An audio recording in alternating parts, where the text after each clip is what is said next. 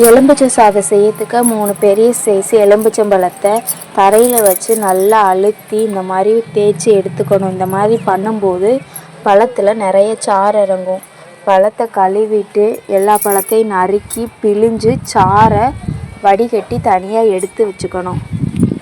அடுப்பில் சட்டியை வச்சு சட்டி காஞ்சதும் அதில் கொஞ்சம் நல்லெண்ணெய் ஊற்றி எண்ணெய் காஞ்சதும் நிலக்கடலை பருப்பு, கடுகு, கடலைப்பருப்பு, உளுந்தம்பருப்பு, மிளகு, சீரகம், கருவேப்பிலை, வரமிளகா போட்டு நல்லா பொரிய விட்டுக்கணும்.